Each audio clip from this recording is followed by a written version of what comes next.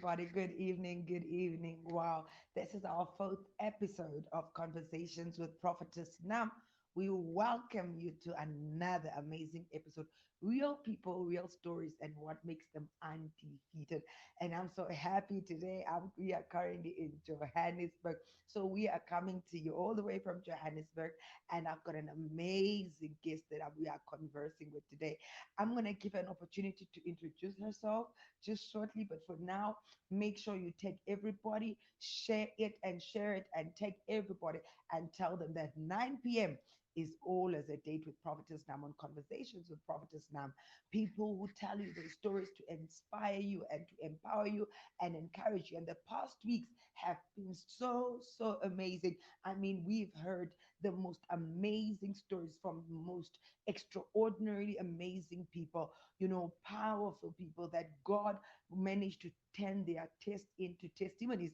And tonight, of course, it's not any different because I've got an amazing guest today, and I know who she is to me. She's like my daughter, but I'm sure some of you have seen her from time to time.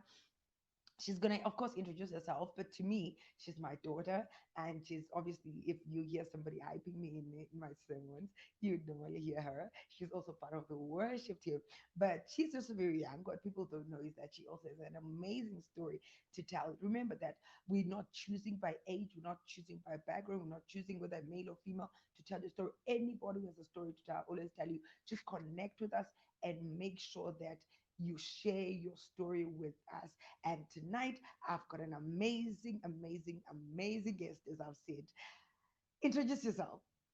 Okay, greetings, Mama. How are you? I'm I'm good. glad. So, my name is Tremaine Makrecha, and I grew up in Klein-Ederburg in Paul, and I've been staying there for like all my life and stuff. And I moved back and forth to Cape Town, and that's that, I guess. Okay, Tremaine. Wow. Tell us, Tremaine, how old are you? I'm Well, I know how old you are, but the people out there don't know how old you are. I'm 18 years old, And Mama. what do you currently do? I'm in matric. I am in school still. I'm in matric last year high school. Wow. And how's that? How's matric going? It's tough, but it's good. I'm managing. But you are one of the brilliant children. I mean, you're a genius. So I'm sure it's flowing, but you just like to be humble. But anyway, if you're checking out the scene, maybe you just joined us, you're wondering where we are. We are currently in Johannesburg for one night with the king. However, of course, I said while we are here, why don't we take the time to still do conversation with Prophetess Nam and with this amazing young lady? Of course, I wanted us to do it while in Cape Town, but we never got the chance. And whenever it comes to deciding which stories to share, I always ask the leading of the Holy Spirit to say, like this week, and God said this week that the world needs to hear your story. Okay. That's So, good. real people, real stories, and what makes them undefeated. So, Jermaine, you're only 18. I mean, somebody would be looking at you in this broadcast saying, like, what can an 18-year-old tell me? Like, because I Mm. mean, you're still a teenager. But one of those things, I know that your story is not just to inspire teenagers, but it's going to inspire a lot of people because I always say that part of you reminds me so much of myself. I see a lot of the younger me in you, and I feel like it doesn't matter the age. We as people have got different stories to tell, and anybody can learn from your story as well. Because here you are looking pretty and still standing, and you're only 18, and you've been through the most. So I want you to just take it. Where did you grow up, and how was your background when you're growing up?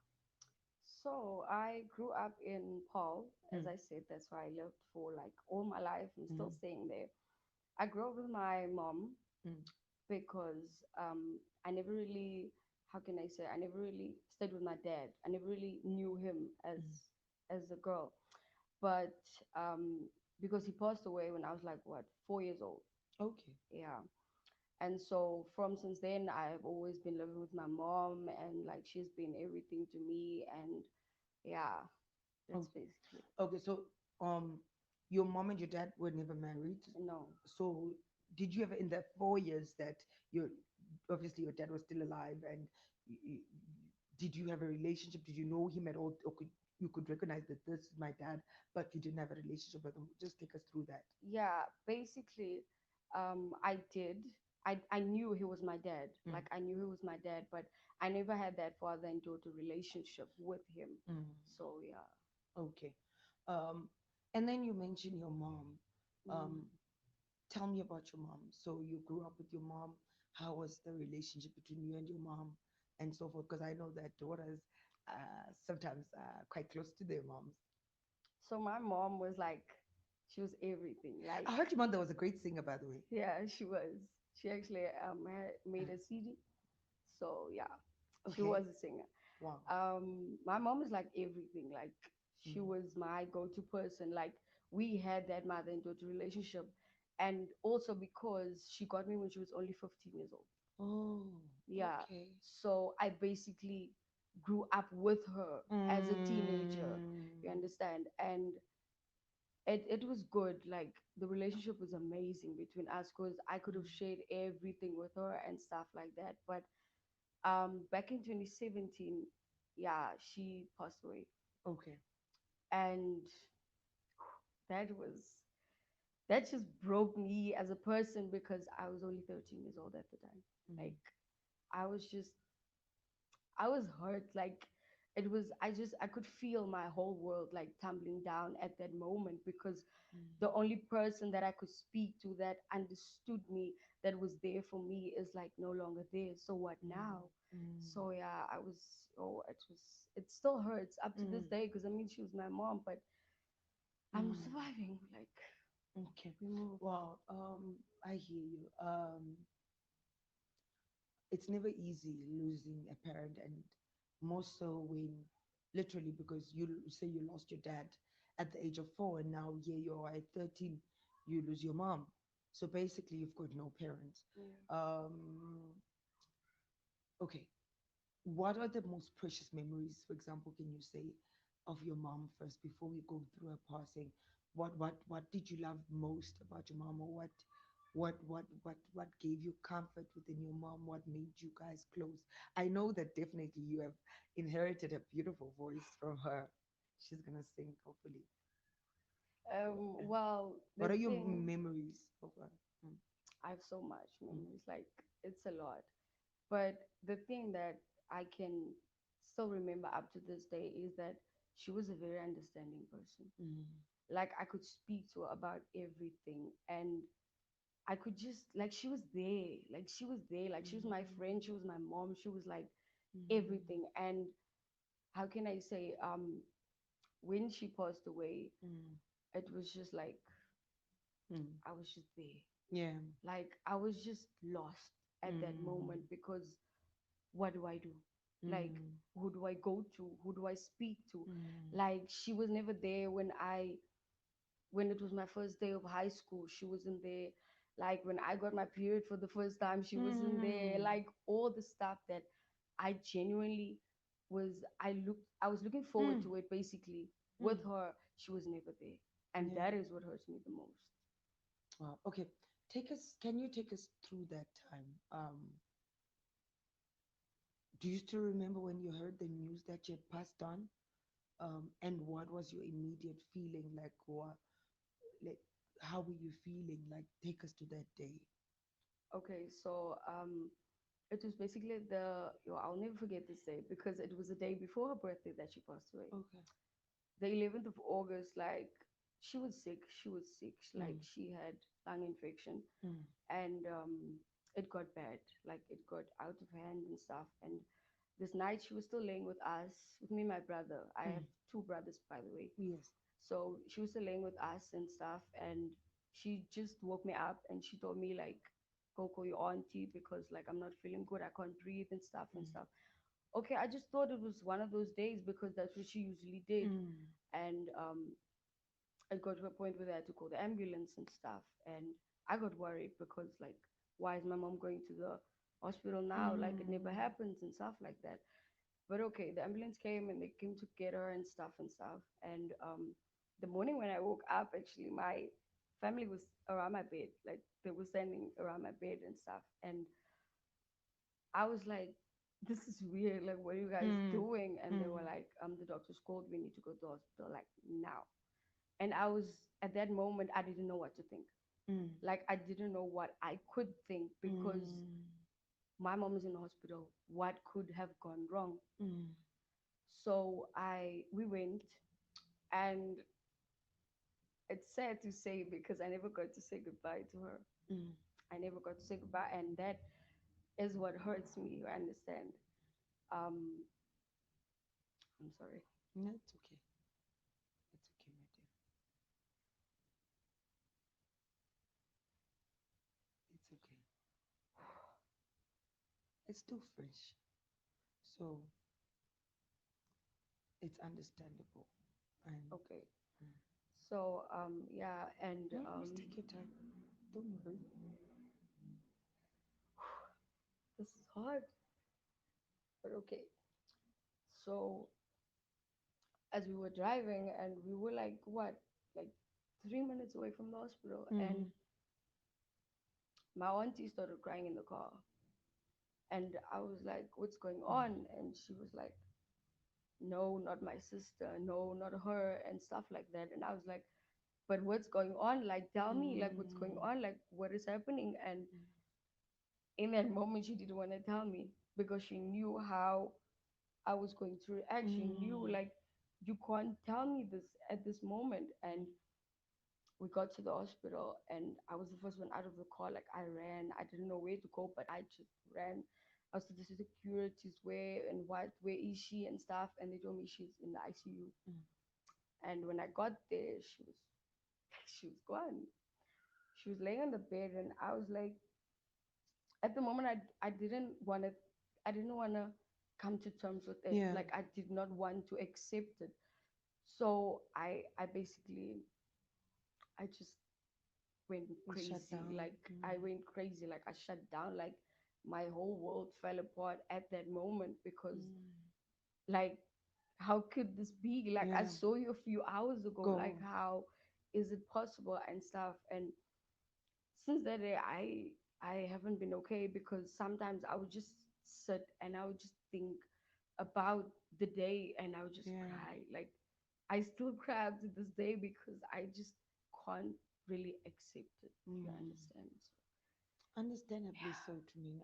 I mean, you're a baby. You're still very young, and I think unless somebody has experienced it, I think none of us can ever imagine how painful it is to lose a mom. Mom, I'm not saying to lose a dad is easy, but I'm just saying to lose a parent, and especially mom, because mom is the go-to Mm, person. Mom is your forever. Mom makes things happen, and you happen to lose your mom just when you are entering into teenagehood. And I think many teenage just need their moms the most during that time because true. those are the stages where you don't even understand yourself as a teenager. Mm, You begin to go through the most, you begin to act out, you begin teenagers go through a lot, especially in this day and age. And you're very strong for even being able to, at your age, to tell your story. And I believe through you telling your story, perhaps even somebody who's much more older and is not a teenager, as they see you still standing, mm, um, it will make them to know that they can still push another day. And of course, you are looking beautiful. You're standing today to tell your story. But personally, I know that it hasn't always been easy because I've had the privilege of walking this journey with you for the past few years. And so you lose your mom, and you've obviously broken your world, you're devastated. Um, you've realized that you're now an orphan. Um, how did you take that? Did you actually think like I'm an orphan now? Like I don't have a mom and dad. Did you ever at any point think like that? That I never, mm, I never really wanted to think like that yeah, because I never wanted to accept the death of my mom. yeah, Like, I just don't think that I ever will. But at some point you have to. mm, You have mm, to because you have to move on. Like, it yes, hurts, but you have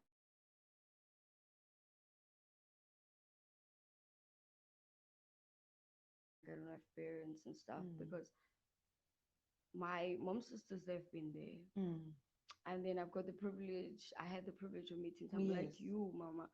And like someone like you've been there, like you've just been there for me, like you understood me. And That is what You I go, you drive me crazy. Oh. and that's what I appreciate though. Like, Mm, so I've never really had that thing of I'm an mm, orphan and stuff like that. mm. I've never.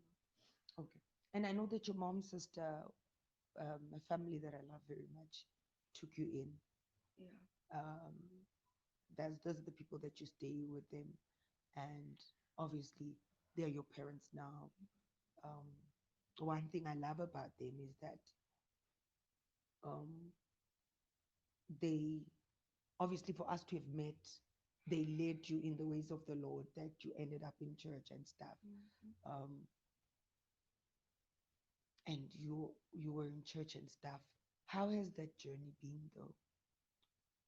I guess church, Mm. being in church and like starting to serve in the church Yeah. gave me a sense of belonging, I Yes. guess, Yeah. Yeah. because since my mom passed away, like yes, I had family and stuff like that, but I never had the Mm. sense of belonging. Like I belong here. Like this Mm. is what I'm supposed to do. Like this is me. You understand? Mm. So me being in church and serving and stuff has just gave me confidence and has made me realize that this is what I'm supposed to do. Yeah. Like I'm supposed to serve in the house of the Lord. Like I'm supposed to do God's work. Mm. So yeah, I guess that is Mm. it. When did you like start serving? Is it when you got to our church? Was it your first time like literally being in church and serving? Yeah, because after that I was before that, Yeah. yo, I was I was I was that kid. Yeah. Like yeah, my mom would force me to go to church sometimes, but I just was far at the time. Like it was Mm. in Cape Town, so traveling to and from, we weren't, didn't always make it and stuff. Mm. But I was like, yo, I was I was dear Makar. Mm. But Yeah, it was messed up. but yeah, but like in 2018, and funny enough, it's a year after my mom passed away. Mm. In 2018, I started coming to church and stuff, and for me, it was all new, and that is why I think I wasn't consistent. Yeah, Like the I've, year I know, 2018, I know. I just came when I felt like When you it. felt like it. But I guess when I started um speaking to Mama more and like I Mm. started like engaging more in the things of God and stuff, Mm. I started being more consistent and stuff. Mm. Like yeah. But of course, you did start being. I know for myself, I could see that at that time that you were young, Mm, loved your voice, and obviously I could see that there was something amazing in you. mm, Even though you gave me the number one headache in the church because I knew that you were acting out and you were lashing out, mm, and perhaps you were in your right mind to do so because you are a young child and you've been through a lot, you know. And my duty is, if a servant of God, it is not just to minister the word, but at times we have to actually identify mm, when a person is going through a lot. And if I had allowed you to defeat me because of what you were going through, then am I really a mom, you know? yeah. Because that's why I never wanted to give up on you. And it was not easy, of course, because it's um, like, like you say, you were at that point in your life where you were angry. Perhaps you have Yeah, I reasons for was. being very angry. And you, even until recently, you really struggled. You hated being loved, like being told you are loved, or and I literally had to come to church and hug you almost every day, like every Sunday. And Yeah. I know you hated it, you know, even though my hugs are nice. So, but it's because you built those walls. Mm, And take me through those walls, like as a there's probably a young person or even an old person mm. who has gone through so much, and what happens like in that regard, like those emotions, did you even understand yourself and what you're going through and so forth? I was young, so I did not Mm, understand myself. Like I, for me, I felt like what I'm doing is right, but it mm, wasn't. mm, Like I felt like going out and doing whatever, Mm, I felt like it was right. Because in the moment, I had anger, mm. or yeah, I had anger because, and for me, it was almost like, couldn't you have done something to save your mom? You say, I Mama. was so young, but I had that mindset of, you could have done something, Mm, even if I don't know what it was, but I had that thing of like, you could have done something, you could have done this or that, or to say, and then maybe your mother would have still been here and stuff mm, like that. So I guess that is why and there's another thing like that. I How can I say, I never, after my mom passed away, I never believed that I was loved, mm, mm, because like, and I started being angry. I started being angry at God mm, because I felt like the only person that I genuinely loved and that I knew for a fact loved me unconditionally. Like, why did you take her away? Like, what are you yeah. doing? Like, why are you hurting me so much? Like, what did Mm, I do to deserve this? And I'm so young and stuff mm, like that. So yeah, that's why I built walls. Like, I never wanted to hear the words "I love you." I never wanted mm, to hear that "I'm here for you, I understand you," because I never really believed anyone else other than my mom when she said it. And when someone used to tell me, like my aunties, they used to tell me like, "We mm, love you" and stuff, and I was just be like, "Yeah, right." mm. Because I never really believed that anyone else could love me other than my mom, because she has been that person to me. And I felt that because I know, like literally, you were. I remember you used to come to my house when I would bring all the other girls to my house because I always wanted. My thing was, Mm. I understand where most of them were and Yeah. whatever, and obviously, it's not like I'm there. I'm just um, God is God is still working in me, and Yeah. but I've always believed in being a blessing. So I think my thing behind it was, as somebody who also when I was young went through a lot, if I can share with these girls the little I have Mm. and show them a little of the little bright side, then I'm hoping that you guys can dream better Mm. and know that no matter what you're going through, because I guess I'm I was constantly trying to be who I needed when I was younger, in a Yeah. way, because I didn't have a prophetess Nam to kind of Mm. like say, yo, let's have a conversation to me, let's talk about it. Mm. So, and no one is to blame because obviously I was in my shell, but at the same time, maybe I couldn't be open to my mom and whatever.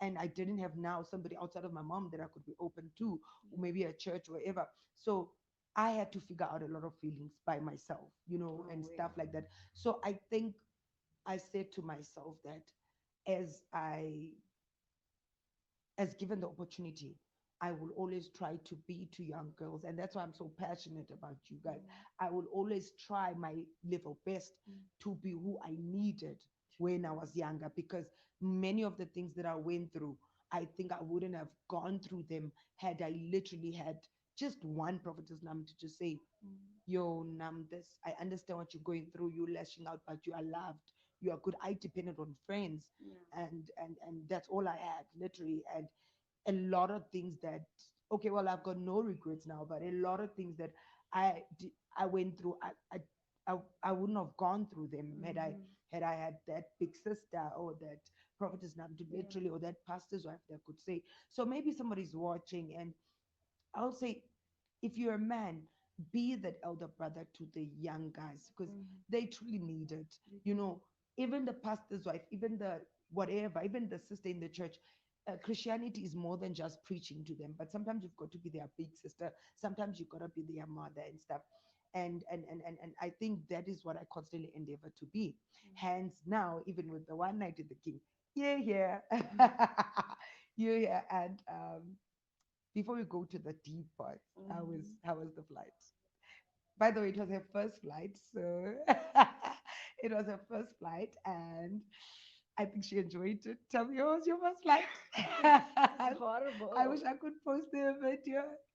No, mama. It was okay, but yo, handing, yo, Yeah. yo, I couldn't, I Like couldn't believe. literally, I've always wanted to travel the world with all of them as I go about to minister. Mm, And I really do try my best. I think you guys have seen, even with the Dress a Young Girl initiative, all those things. mm, I really do try my best. And also, I'm so happy and so grateful to all those that continually partner with me to be able to make. I know it's just a flight from Cape Town to Joburg, but I think my thing was if I get you on that flight and I get you here, you will literally never want to stop flying in the sense that tomorrow you buy your own ticket and the mm, next day you can go to America, the next day you're going to the UK, you know, and that's what I always want. I want to give you your first so that you can see that mm. you may be born in Pal, grew up in Pal, Oh, but I yeah, wanna there is a life outside of Pal. And I'm that's hoping by true. this little small trip, you can literally say that, you know what, Prof, if I could make it to Joburg, Mama, I want now to go and see another now I want to go to another country. Now I want to go to wherever. And I just want to take the time to appreciate as well every partner that partnered with me to making sure that these guys make it. I appreciate you and I love you guys. And next time I'm gonna bring like literally I wanna bring 15, 20 girls and have them. Anyway, we are still on conversations with Prophetess Nam, real people, real stories, and what makes them undefeated. After this, I just want to quickly take a short ad break. After this, we are going deep with Tremaine's story.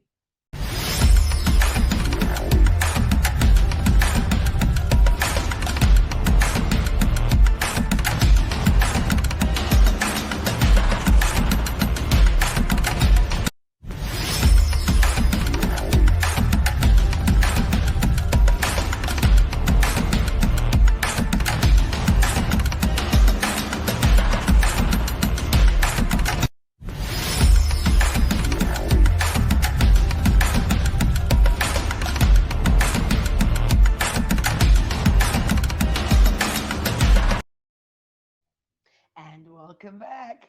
Conversations with Prophetess Nam, real people, real stories, and what makes them undefeated. I'm having a very nice and light conversation with my amazing teen daughter, Tremaine, and she serves in the church. Like I said, I'm going to bully her because I'm a mom to sing for us.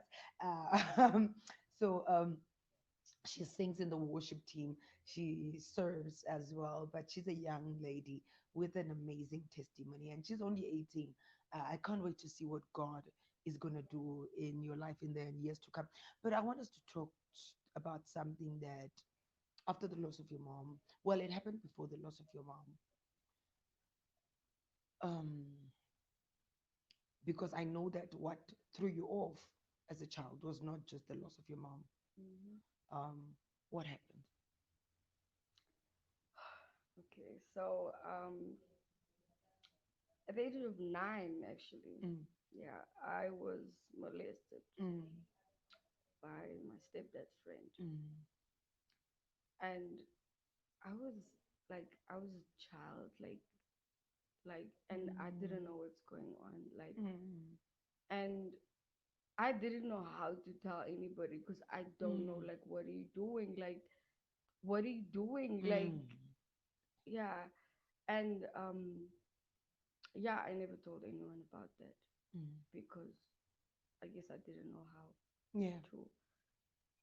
But then that I just forgot about it over the years, I guess, as I grew up.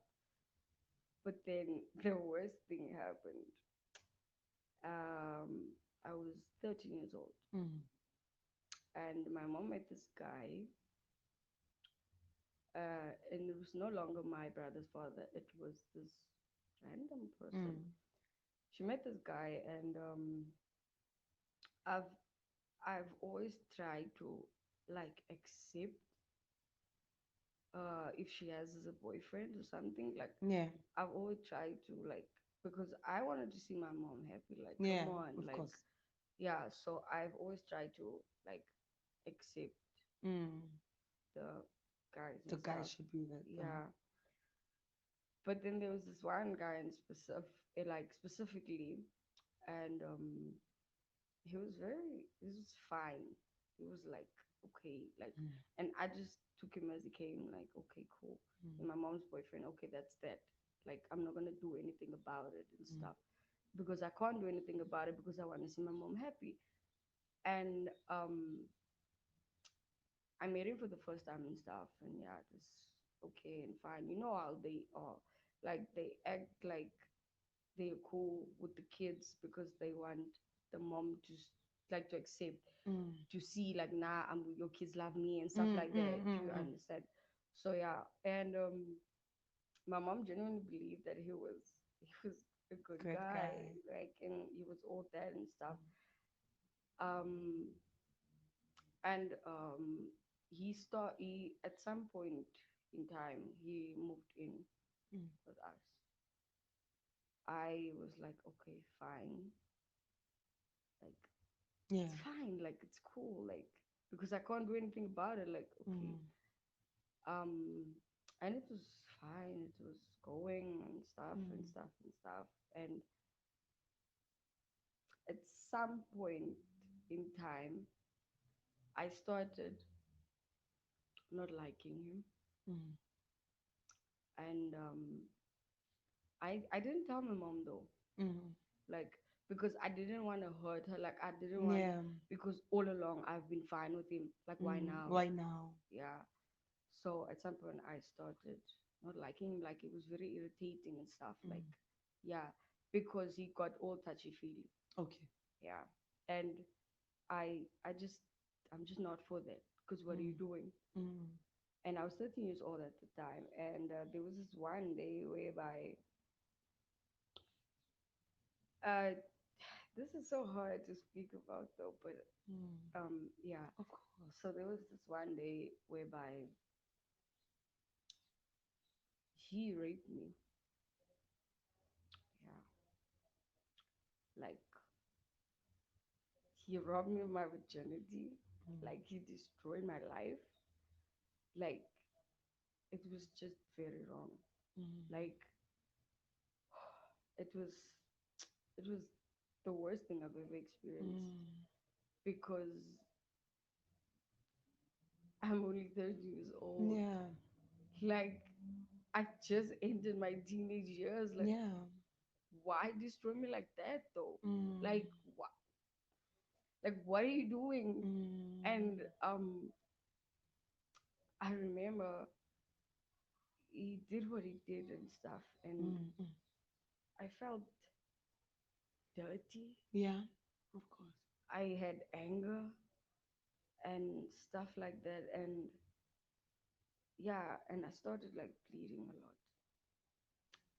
And then my mom, like, how can I say? It happened. He left, Mm. and Did he now leave your thing with you guys? no, Oh, he like, just left. You went. yeah, like I'm talking about this actual day that it Oh, happened. yeah. Yeah, left, and then I was just trying to get myself together, like Jermaine, like come right, like come Mm, right.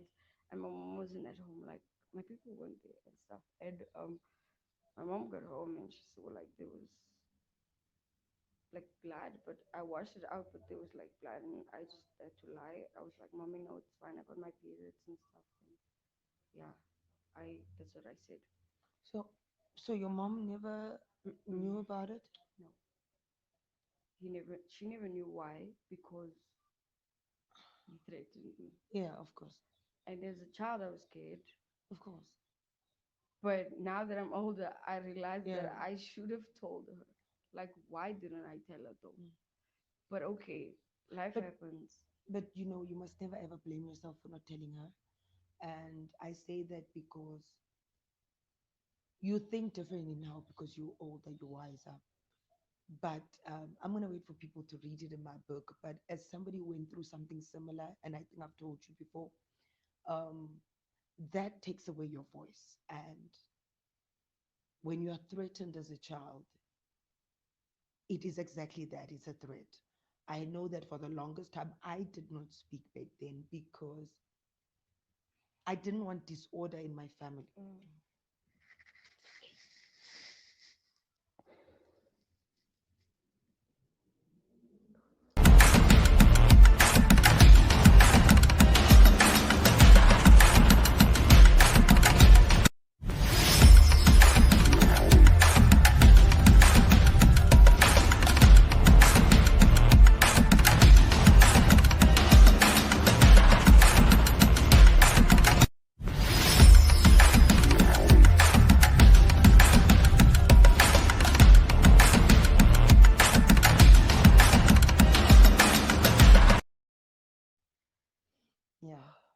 So, yeah, welcome back. Like, it's obviously not easy for her. She's still young, for one.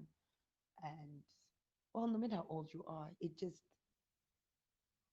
God makes us stronger. However, it, it, it does awaken certain things. And I know that apart from obviously telling me, and I don't know who else you've told, but I know that you've never like openly ever shared it. Mm. But thank you, first of all, for sharing it because through your truth, you are liberating another young girl who's going through it now, especially in our country, because in this country, abuse and rape is such a big thing.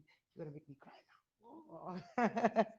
Abuse and rape is such a big thing. Every other girl has been molested, every other girl has been raped. And many a times, as they always say in this country, it is very often somebody we know. Like Mhm. even with me, it was somebody that was known. Yeah. And and like I said to you, when you're a child and somebody threatens you, of Mm. course you believe them because um, I kept quiet, like most people who read in my book, Undefeated. I kept quiet because I wanted to maintain the peace. I didn't want the chaos, Okay. and I didn't want to frustrate the family. I Mm. didn't, and anyway, I did not have the words Yeah. of how I was going to tell them. Tell How, them what do you say? exactly. What happened? Who taught you that Mm. is being molested or you're being raped? What do you say? Like, Mm. so for me, it was that kind of thing that um, this is wrong. I know it is wrong because I'm Mm. even being threatened about it, but what do you say? Yeah. And I think another fear is always, what if they don't believe me? Exactly. I had a conversation with a friend of mine a while back. Apparently, a young girl was raped, and it broke my heart to say that the family said it should be kept within the family, and literally, the girl's family must be paid with a goat to silence the family. So things like that, especially in this country, Mm. literally happen so many times, and girls cannot speak up about it. So I'm hoping by your story, somebody who's watching or their daughter or a mom who's watching can make their daughter listen and say, like I've always told my daughters and every girl that I mentor, I always tell them, speak up, like Yeah. don't keep quiet because, Mhm. and even if they don't believe you in your house, speak out outside. Somebody else is going to believe you because Yeah. that thing cripples you and silences and it takes so Does. much from you. Does. And like I said, like when I've spoken to you guys, I've always said that for me as well, Tremaine, it was that thing that to say, now I'm in high school, I get to high school. And I think for me, I pretty much blocked it out, you know. And I love this podcast because, in a way, it also, like I say, it's not an interview, it's a conversation because Mm. it also helps me to dive through my own things. Yeah. And I remember for the longest time, I don't want to give too much that's in the book, but Mm. I literally blocked it out for all my life until somebody in high school one day brought it up. And I think I was already in matric, and this bully said to me, "Oh, well, we know that this and this happened to you, and you're not a virgin." And Mm. the truth of the matter is, I didn't know. Number one, I didn't know what a virgin was because as Mm. our parents, it was like this. I didn't Yeah. know what a virgin was. I didn't know what made a person to be a virgin. I didn't know that are you a virgin by means of a boyfriend sleeping with you or somebody taking it by force. Mm. You understand? Yeah. So I like literally as a child, if nobody ever raises it, you never ever speak about it. And I Yeah. never ever spoke about it. So I literally blocked it out. So and nobody explained to me that now that this has happened, it means this and this. So Yeah. literally we block it out, and then one day somebody, like I say to me, a bully reminded me, and still even there I Mm. had to go back and say what really happened to me as a kid. Yeah. And what did this mean? And I will not lie to you, it affected my dating in high school because I Mm. didn't want anything to do with boys, like because I didn't want to have to explain that because I didn't know what I was Mm. going to explain. Now I want you to take me through that. Like you in high school already. You okay? Well, you're finishing high school. How did that pain, that affect all of that, the joys of high school, if at all it did affect? Because for Mm, me, I blocked it out, but I knew it was there. yeah. I blocked it out, but it was there. But because it was never spoken of, it was just there. So I became too much in my books because Mm, anytime trauma happens, you become too much in something. I yeah. literally became too much in my books. I overcompensated, and my mom will tell you, I was like an A student throughout high school. Like I did everything in extreme in terms of studying because Mm, that was my coping mechanism. And that's why when I got to varsity, I was like, hey, yo, my friends, let's go party. I became the joker. Like mm. I'm into the entertainer of my friends and whatever. So how did that affect you in high school? So basically, after everything that has happened, I started to like hate men. Yeah, of course. Yeah, I started to develop that anger Uh-huh. towards men, and it's funny to say because I never really dated a boy. Yeah, I know you. Yeah, and I don't think I No, will. you Like, can't say. I don't I'll tell you, know. don't say that. I don't know. No, you can't say you're never gonna I date a don't boy. know though, You're but gonna get married. yeah, but at this point in my life, I don't Yes. feel like it though, if I should Yeah. say it that way. Mm. Yeah, so But you don't hate men right now, right? uh, I don't know really Mm. because You're still in the process. You're still yeah, healing. yeah, and thing is, I I've always dated girls. Like since that time, like yeah, I've dated women. I know. I know. Like yeah, I've dated Yeah. women, and I don't really think that it was Mm. because I wanted to Mm. or It was safer. something. Yeah, I would say that, and it's because I just didn't feel right with the man. Yeah. Like I felt very uncomfortable after Mm. everything that happened. So I guess that's Mm. it. I think like I fully get you because I Mm, was like that. I was like that. And for the longest time, like even in high school, like literally I would have a boyfriend just in the name of having a boyfriend, but I mm-hmm. wouldn't do anything with a boyfriend because obviously I just wanted to get my friends off my back. So I never really had a boyfriend. Like I didn't want to kiss a boy. Yeah, No, like if a boy wanted me, I would run. yeah. And then I had my own, like literally. And obviously, I hid behind saying, no, maybe I'm a late bloomer, but I knew I was not a late bloomer. Mm, I was just scared, like, of boys. yeah, So even exactly. when I liked a boy, like, I did have boys that maybe I would like, but I couldn't bring myself to literally be with a boy Yeah. because I was so scared, you Mm. know. And like what you said, like, I get you because I want us to go to this because literally in varsity, and if my family is watching this, it's probably gonna be the first time they find out, but it's in my book. Wow. But literally in varsity, I started dating girls. Who, Wow. like in varsity, I started dating girls because Okay. like people don't understand what trauma does to you. Yeah. It, like I'm saying, don't say you're not gonna date a man because as well, what I will say is that you are going through a process, and that's why you and I are so close many a times because Mm, I always said your story is so similar to mine because everything that you seem to be going through, most of the things, not everything, but most of most. what you're going through, Yeah. I've gone through it. And Mm, you know, um, that part of even the sexuality, that sometimes trauma takes away your identity. mm-hmm. And when in that time you are not, obviously Christ is our identity because today we know better, we are born again, but I Yeah. wasn't always born again. Yeah. And at that time for me, all I knew is I would even make up that I've got a boyfriend, but I wanted a girl because I wanted to be safe. And Yeah. literally my family thought, wow, she probably has boyfriend. I'm thinking Mm, no. But then even dating a girl was not like proper, like it still did not feel right. Like I was so confused. i just mm, i just wanted something to happen or something to stop. But also yeah. I didn't want to feel left out. and Yeah. and what I'm trying to get at is that maybe somebody's watching. I'm not saying that everybody who whatever goes through an identity crisis because of trauma, but I'm Yeah. gonna say definitely trauma does affect your identity, Identity. and that's why the enemy will make sure that when you're young, you go through the most, so that by the time you get to know who you are already broken and you're confused about your identity, Mm-hmm. and you growing now, like, and you've never dated a boy, and I'm happy in a way because then I don't have to stress about you Mm-hmm. falling pregnant.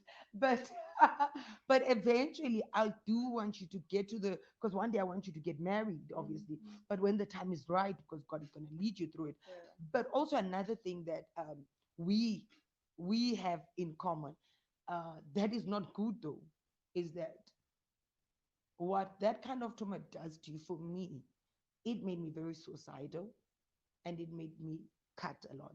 And that's why I caught you earlier and knew Mm-hmm. that you were also doing that. Let's talk about that. Okay, so basically, I started cutting after my mom passed away. Mm, Like everything happened in the year 2017. Like, mm, oh. So I started cutting because I felt like after everything that has happened, I'm not heard.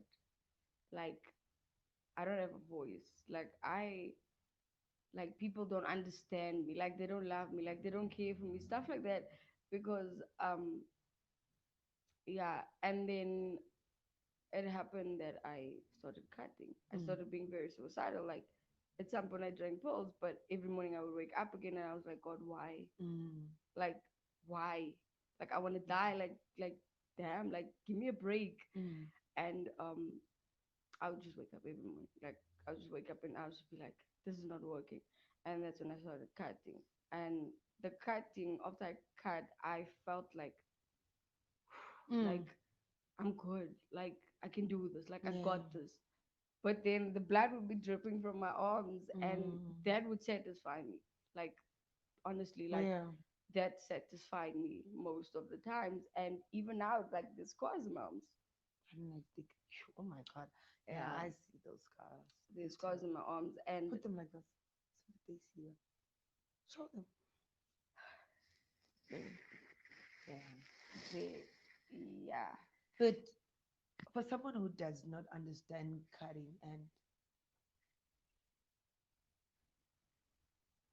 um, I think many people, when you've gone through trauma, some people choose to be drunkards.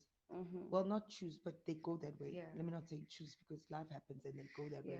Some choose to sleep around too much. So people Mm, have got different yeah. coping mechanism. And I caught you quickly because, like I said, if somebody's watching this thing, what does it mean to cut yourself? Basically, being a cutter is like literally every time you feel that pain, that feeling of pain, Mm, or you think about that thing that was painful that happened to you, you basically take something and you cut yourself. yeah. And that is very dangerous. Yet I did it for so many Mm, years. And it's funny because for me, nobody knew until only this man one time who was like we were renting from when we were in varsity. yeah. One day he just grabbed my arm, and I don't know what led him today. He grabbed my arm and just lifted my thing. And Mm-hmm. obviously I had the cuts, but nobody had known that I was a cutter. So basically for me, like you were saying, I think it's the same thing to say that at times, well, I would say to me that even when I tried to kill myself, I didn't really want to die, but I just Mm-hmm. wanted the pain to stop. And I think a lot of suicidal people don't really, really, really want to Wanna die? die They want the to stop, yeah. because They want the pain to die. the pain to die, exactly. Yeah. And at that time, obviously, you don't know how to make the pain stop. So Mm-hmm. you are going to, and the devil obviously is going to give you ideas to say, do this. And one of those ideas was for me, after I drank so many tablets and tried to kill myself, just like you, so many Yeah. times, I then developed this habit of cutting. And this cutting for me was, the cutting was very sore, but I felt relief every time I would bleed, because Yeah. and the pain was so sore, but I felt like the pain was taken away from the pain in my heart.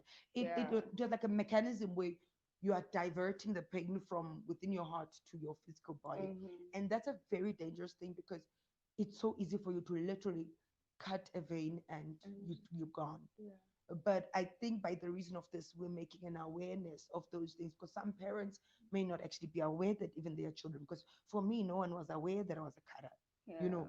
And I know a lot of people would say, oh, this child says they're suicidal, they're seeking, they're attention seekers. Yeah. Yes, maybe they're attention seekers, but give them the attention actually.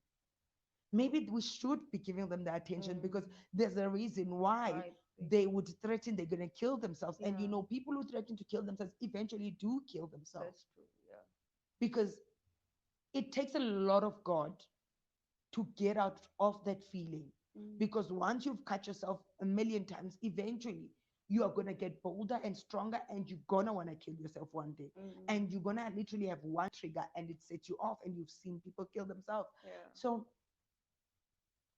I want to know, because one of the reasons why I brought you here is because you're still standing, but you're still so young. You're still on this journey. Mm-hmm. You're not yet there. But maybe there's a child who has gone through whatever, and they going through that. They also, where you are right now, Mm-hmm. I'll say confused, because you're confused about your identity. But thank God you've got me. I'm gonna put you right, and Jesus is gonna put you right. That's why you must keep saying it. And that's why I love our church, because I always say our church, no perfect people allowed. Yeah. I remember when I got to church, my protocol the other year, like, was a lesbian, and the other was what. Oh, I had the worst kind of protocol protocols. ever. All of them were messed up. The divorcee, The all of them. And everything. people were like, why is prophetess? Like, if she's a real woman of God, why does she surround herself with the messed up? Mm-hmm. But they didn't understand how much I believe in the power of God, because I know that that power saved me. I Yeah. literally love to challenge God, because I know He can change a destiny. If I choose the perfect people in the, like yesterday, there was this idiot, sorry to say idiot, but he Mm. was an idiot. He wanted to debate whether, oh, he said, I wanted to like you or whatever, but I realized we're wearing a pant in church and preaching. And I'm thinking, we are helping people to go to Christ and be saved. And all you care Yeah. about is what I'm wearing. Wearing exactly. Like, people are dying, people are must leave, we are preaching. And Mm. that is it. Because I don't think if I was this kind of cool mom, Mm. you would be sitting with me right now, because I probably would have been unapproachable to you. Yeah. And that's why sometimes you see me at church literally with my jeans and my sneakers, because I want you guys to feel comfortable around me. Mm. Because now I was that person. I was scared of the pastor and the pastor's wife, and they tie Mm. they're gonna tell me God is gonna take me to hell. I'm gonna Yeah. burn. But here you are today. You can even tell me that you dated girls and stuff. And you could tell me, you used to tell me, and I was like, Tremaine, snap out of it. Mm. And I remember even the times when you guys, I would take you guys and minister to you guys as a crew and ladies, and you'd be like, Mom, you need to finish us, we need to go for a drink. And you know what? Mm. In my heart, I was never offended, because I said, Mm. God, Jesus is gonna do that work. uh, as they're going, Jesus touch them, arrest them. But Mm. I won't, like, in front of you guys, because I believe in solely allowing Jesus to do the work. Yeah. It is the love of God Mm. that won me in the world. When I met people like Pastor Ray, who preach the gospel differently to me, and that Jesus loves me, Yeah. that come as you are, that gospel made sense to me. And here I am today. It was love that won me. It was not, you're going to burn in hell, you are a Yeah. cara, you are this. That gospel kept me away. Mm. But it was first the gospel that God loves me, come as I am. And I love to have people like you, because I can't wait till God is done with you. Like, you already such a great testimony. But what can you say to a young person, even an old person? Because they are old people who are watching right now. Mm. They can't believe a young person is saying what you're saying, and they're going through the most right now, and they're feeling suicidal and hopeless. Okay, so for me, I don't know, but I have this thing of I just love speaking to women, Yeah, like to girls my age that has been through this through a similar thing. Like I just like having conversations with them. Like I like giving them advice and stuff because yes, I'm 18 years old, but I know life. Like yes, of course. I know what it's like, and most people say, yeah, you're 18, you're so much, but you're so Mm-mm. mature for your age and Mm. stuff. Well, some people mature at a young age because life Didn't showed give them an us, option. yeah, and life showed us the worst part of the world at a young age. So we Mm. had no choice but to be matured. Mm. So to every young girl out there, I would say, like, if you're going through a similar thing, don't keep quiet. Mm. Yeah, it's hard. I get that. I fully understand that it's hard because for me, I kept quiet. Yeah. But now, as I'm older and wiser, I realize that it was wrong for me to keep quiet, Mm. because if you keep quiet, you're gonna develop hate. You're Mm. gonna develop anger, and then that automatically will make you feel suicidal. Mm. Those emotions are gonna Mm. lead you to a point whereby, look, I don't got no one, no one cares for me and stuff, like Yeah. I'm unheard, You're I'm alone. voiceless. Mm. You know what, why don't I just kill myself? Mm. So forgive, get rid of those emotions. Mm. Like, it's hard, no matter how long it takes. Like for me, it took like 4.5 years, but Mm. yeah, I forgave. I Mm. don't hate. Like, Yeah. I don't have that hate anymore. Like, Mm. I don't have that anger that I used to have, Mm. because I guess that is what made me suicidal. That's what Yes. made me so, um how can I say, that's what made me angry. That's what made me bottle up and stuff like that. And bottling up is very dangerous, Mm. I'd That's say. true. Yeah, it's very dangerous because you're gonna keep all those emotions inside of you, and at Mm. some point you're gonna explode. You're gonna explode. At some point you're gonna explode, and it's gonna be bad. Mm. And that is why I say speak up, like take your power back, like Mm, your do power back. you I love exactly. that of saying take your power back because I think this is what even this is still part of you taking your power back to say Hmm. what happened to me, but now it's Yeah, my story.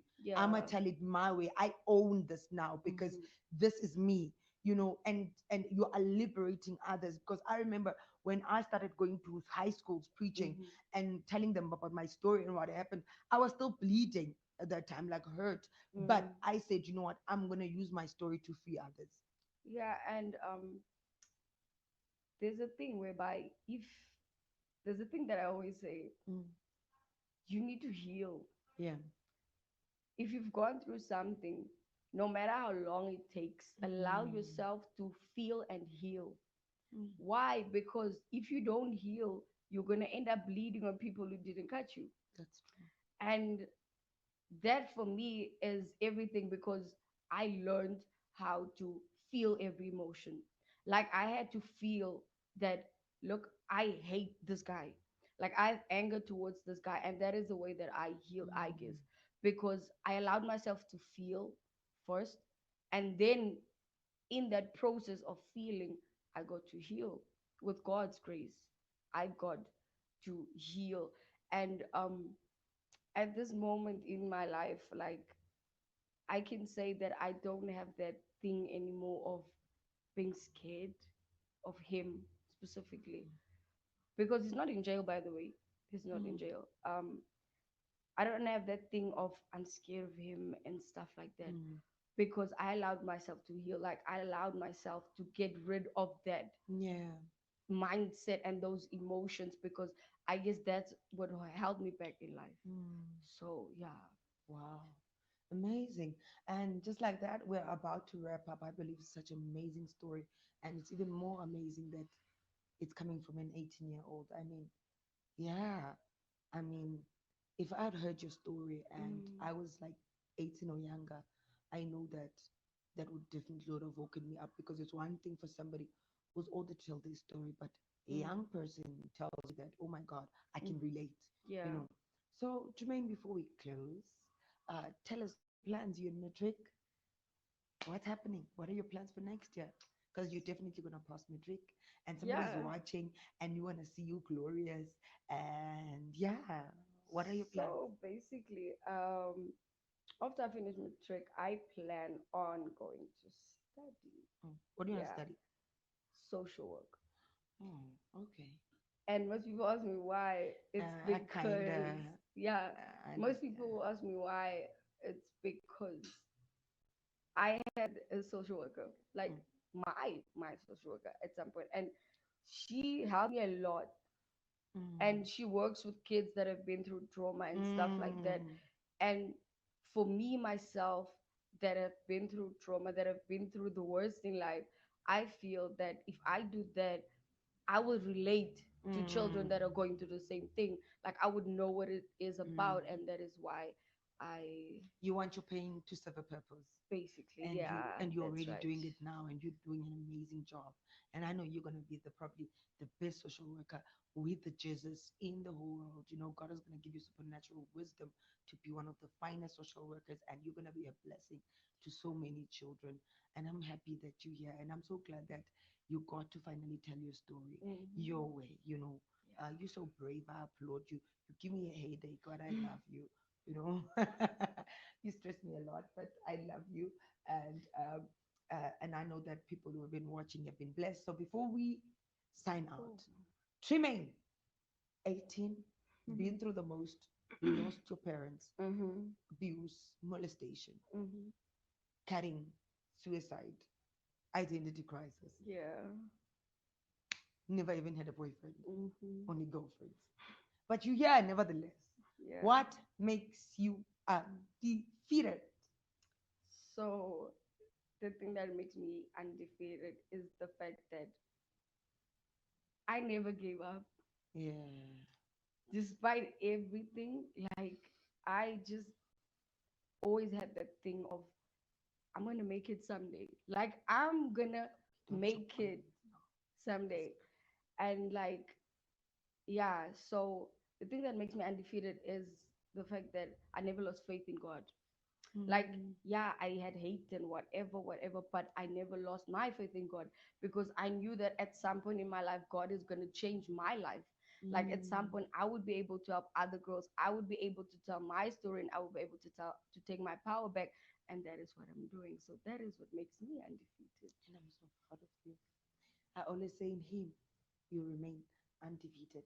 Ladies Yeah. and gentlemen, thank you so much for joining us this evening with this amazing young lady. She's so brave, she's so courageous. And like I said, I brought her with me because I wanted to give her a first flight of Mm. many because I believe she's going to go all over. And she's an amazing young girl. I see so much of myself when I was younger in her, and there are many other young girls like her, especially in our country. But I'm hoping through a story that moms, fathers, people out there would get to listen, and even the perpetrators. Maybe when you watch this, you'll realize just the impact that such things have. Like Mm. it forever alters the destiny of a person, and as believers, we need to start praying against this bad spirit. We need to Yeah. pray and unite. And we need to also pray for those who have gone through it for healing, that God may touch them and heal them Yeah. because it's crazy. It's not something that you just wake up and get over. But Yeah. thank you for standing. Thank you for remaining undefeated. And if you are blessed by this amazing lady and you say, you know, you want to be a blessing to her, our details are there on your screen. And of course, before you be a blessing to her, she's going to be a blessing to us one last time. And I'm putting on the spot because I want you to hear why the devil fought her destiny. The devil never fights someone without a great destiny. Yeah. The devil fought you because you are a kingdom star, baby. Hmm. You're amazing. And the world is going to hear it right now. Hmm. So we're going to close off today with Tremaine. Give us a beautiful, she's going to give us a beautiful song. And Okay. if you would like to be a blessing to Tremaine, all the details. Normally, I don't put banking details there, but Mm. for today, for Tremaine, I put Mm. them there because I want people to just be a blessing to you because you're still young. I want you to lack nothing. As you Yeah. know, I don't want you to ever lack anything, and you will never lack anything. Hmm. For as long as I'm here, you will never lack anything. Um, I love you, and the world loves you, and I hope you are gonna see the comments and go back, and you're gonna see how much people are gonna be encouraging you and loving on you. You are Yeah. loved, you are appreciated, you are valued, you are beautiful. Anybody tells you otherwise, never believe them. And yeah, we're wrapping it up. Undefeated conversations with Prophetess Nam, real people, real stories, and what makes them undefeated. And before we sign out, Okay. okay, She wants to have juice. Let's have juice. Cheers. Blood of Cheers. Jesus. Grape juice reminds me of blood. Thank you. Okay. Um, so yeah, Mhm. the song. Mm. Yo, this song is what like it just got me through everything. Okay, don't make me cry now. It's end of the show. I want. I like it got me through a lot. But this interview is really hard to do because it got me you really. Yeah. So yeah. Mm. Um yeah, as I said, it got me through a lot and stuff, and that is why I just Mm. love the song. So yeah. I don't know how, but you did it. Oh Jesus. I don't know how, but you set me free. My God, I don't know how, but you delivered me. Oh Lord, and I don't know how, but you heal me. Yeah, yeah, yeah. You made a way when my back was against the wall and it looked as if it was over. Lord, you made a way. But now I'm standing here only because you move mountains. You cause walls to fall with your power, Jesus. You perform miracles.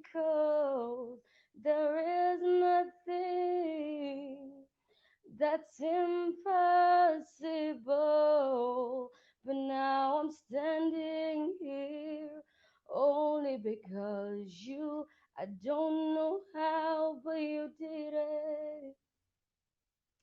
Oh, Jesus, I don't know how, but you came through for me, Lord. Oh, yeah. I don't know how, but you set me free. And I don't know how, but you delivered